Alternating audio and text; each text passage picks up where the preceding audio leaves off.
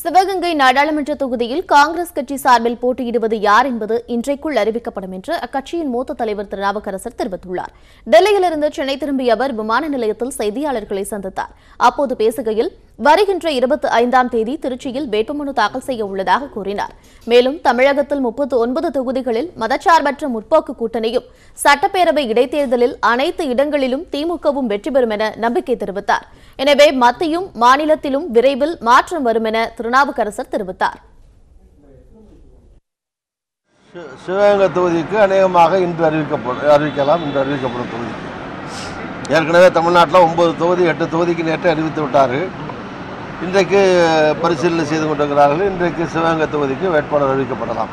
சில மாநிலங்களில் இருக்கக்கூடிய நாடாளுமன்ற தொகுதிகளுக்கு 4, 10, 7 இந்த மாதிரி பல தவணைகளாக அறிவிப்பது வழக்கம்தான்.